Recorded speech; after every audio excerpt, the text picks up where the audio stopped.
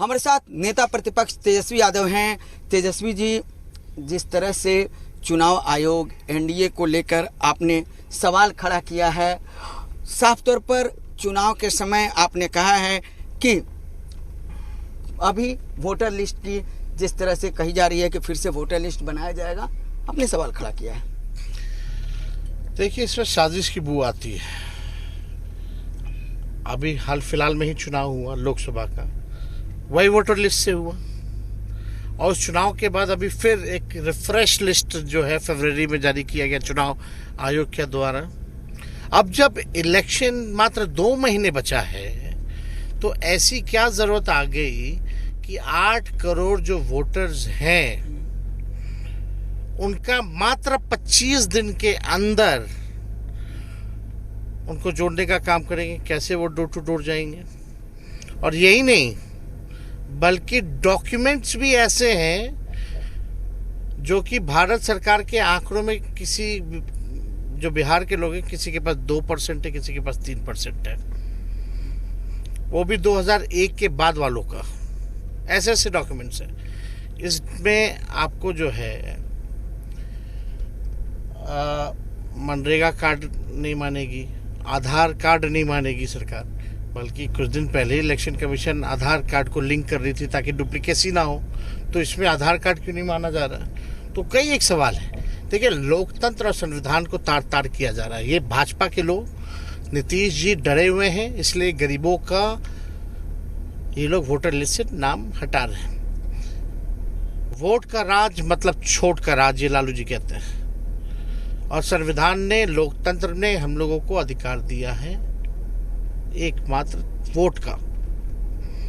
वो भी ये नीतीश जी मोदी जी से कहलवा करके, अमित शाह से कहलवा करके ये लोग गरीबों का वोटर लिस्ट से नाम हटा रहे हैं। और यही नहीं, अभी वोटर लिस्ट से नाम हटा रहे हैं, फिर पेंशन नहीं देंगे, पेंशन लिस्ट से नाम हटाएंगे। जब वोटर लिस्ट में नाम ही नहीं रहेगा तो पेंशन कैसे मिलेगा और राशन कैसे मिलेगा? फिर राशन जो है ये लोग छीनना चाहते हैं। तो आप देखिएगा पूरी तरीके से, आखिर वो भी ऐसा महीना चुना गया है जब बारिश का हो, फ्लड का हो। बिहार का 73% जो क्षेत्र है बाढ़ से प्रभावित रहता है। 73% लोग बाढ़ में अपना जान बचाएंगे कि अपना डॉक्यूमेंट कहाँ से लाएंगे? और जिनके पास है नहीं वो क्या करेगा? क्या 25 दिन में हो पाएगा? ये आखिरी बार जब हुआ था तो पूरी प्रक्रिया करने में 2 वर्ष लगे थे। ये 25 दिन में कैसे कर देंगे? वो भी 8 करोड़ लोगों का। और ये किसी को बताया भी नहीं गया। जब ऑल पार्टी मीट हुई तो उसमें कोई जिक्र नहीं किया गया। इतना बड़ा कदम उठा रहे हैं ये लोग, ये कैसे हो सकता है? तो ये पूरी जो है जालसाजी की जा रही है। ये लोग हार मान चुके हैं, तो बेईमानी करना चाहते हैं। तेजस्वी जी, सवाल ये है कि कल आपका युवा संवाद की बात करें, जो युवा संवाद आरजेडी के तरफ से किया गया था, युवाओं इतना अपार भीड़ था, गदगद हो गया होगा आपका सीना। देखिए, बिहार के लिए बहुत कुछ करना है। 17 महीने हम थे अभी डिप्टी सीएम, काम हुआ, लेकिन अपने क्षमता का केवल हमने 2-3% ही किया है। और जब जनता का आशीर्वाद मिलेगा तो बिहार को आगे ले जाना है, अव्वल राज्यों में लाना है। हमारे पास विजन है, हमारे पास रोड मैप है, ब्लूप्रिंट है। और कल हमने नौजवानों के सामने उनके लिए कुछ चीज़ें रखी हैं। हम चाहते हैं हमारा बिहार में भी एजुकेशनल सिटी बने, हेल्थ का ऐसा इंफ्रास्ट्रक्चर हो, वर्ल्ड क्लास हो। हम चाहते हैं यहाँ SEZ लगे, IT पार्क हो, डेटा सेंटर्स हो, फूड प्रोसेसिंग यूनिट्स लगे, लेदर इंडस्ट्री आए, IT पार्क लगे, इंडस्ट्री आए, शुगर मिल चालू हो, जूट मिल चालू हो। ये सारा काम हम लोगों को करना है। स्पोर्ट्स के लिए अच्छा इंफ्रास्ट्रक्चर लोगों को दें, अच्छे ट्रेनर्स प्रोवाइड कराएं। चाहे गरीब के लिए हो, नौजवान के लिए हो, महिला के लिए हो, बुजुर्ग के लिए हो, नौजवान छात्रों बच्चों के लिए हो, युवा आयोग का गठन कराया जाएगा। युवाओं को फॉर्म जो मिलता है बीपीएससी या कहीं भी भरने का 500 है, कहीं 1000 रुपये है, उसको माफ़ किया जाएगा। आने जाने का किराया केंद्र परीक्षा केंद्र से लेकर के आपका घर तक का दिया जाएगा। डोमिसाइल नीति को जो है वो लागू किया जाएगा। तो काफ़ी चीज़ें हैं जो बिहार में बाकी है होना। और ये सरकार भी तो नकलची है, इनके पास कोई विजन तो है नहीं।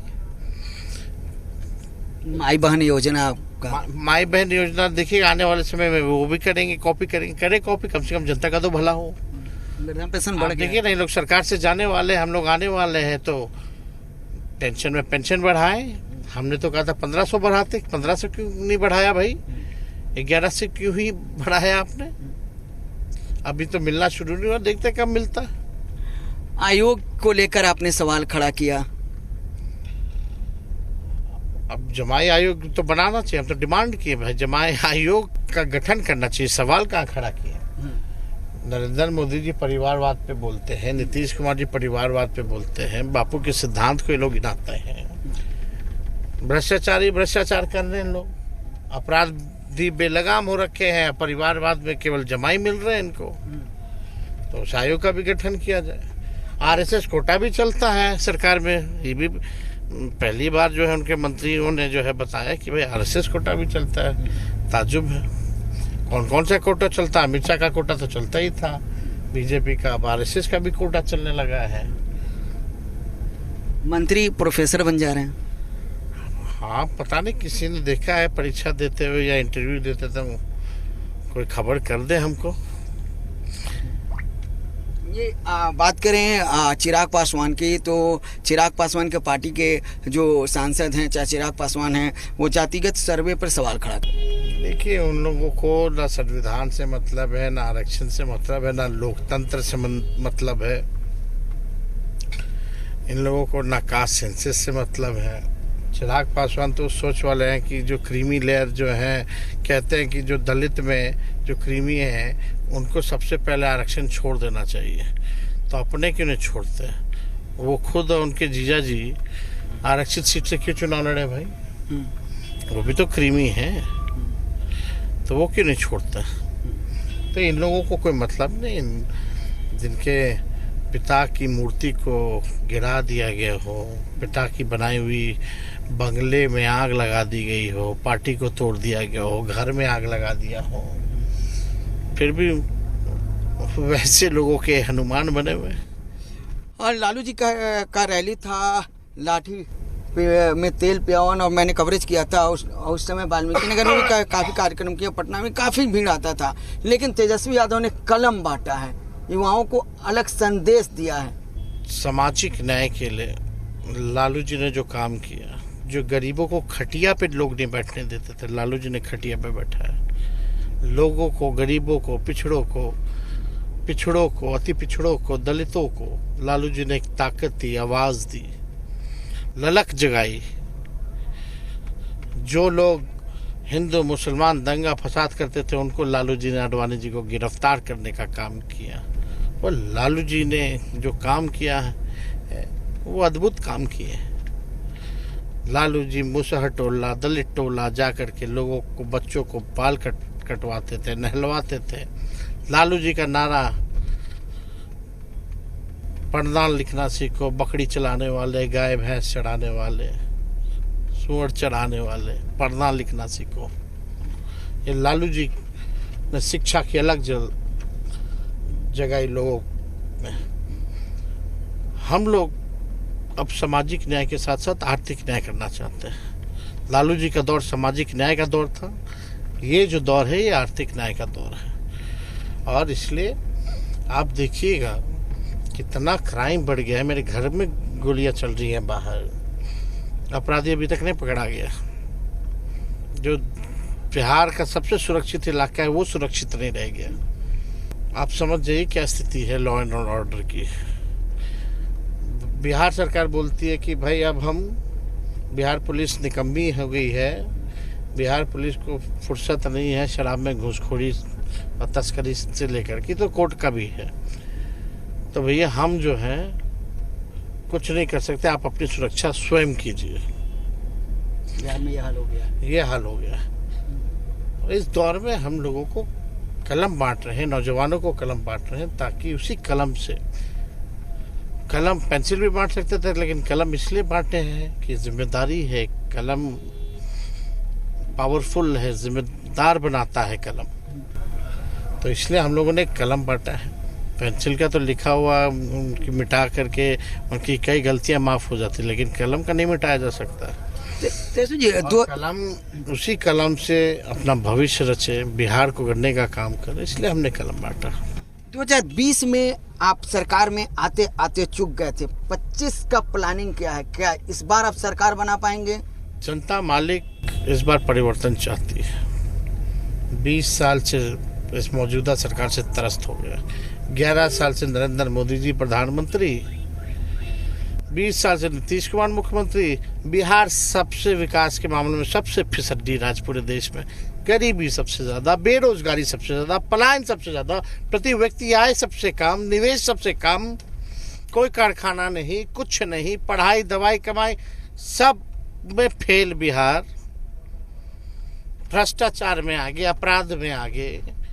यही है, परिवारवाद को बढ़ाने में नरेंद्र मोदी जी और नीतीश कुमार जी लगे हुए हैं। लेकिन ये लोग तो कहता है कि आपके यहाँ परिवारवाद है। इनको कुछ नजर आता है, इनकी उपलब्धि होती तो आज 20 साल का व्याख्यान करते ना। तो सरकार इस बार बना रहे हैं 2025 में? मेरा तेजस्वी यादव से फिर से सवाल है। हम केवल सरकार ही नहीं बना रहे, हम बिहार बनाने का काम करेंगे। तो तेजस्वी यादव ने साफ तौर पर कहा है कि 2025 में एक नया बिहार बनाने का काम करेंगे। अब देखना यह है कि 2025 का जब चुनाव परिणाम आता है तो कौन सत्ता में आता है और कौन सत्ता से बाहर होता है, ये चुनाव परिणाम ही बता पाएंगे। कैमरा विजय के साथ रूपेंद्र श्रीवास्तव, जी मीडिया, पटना।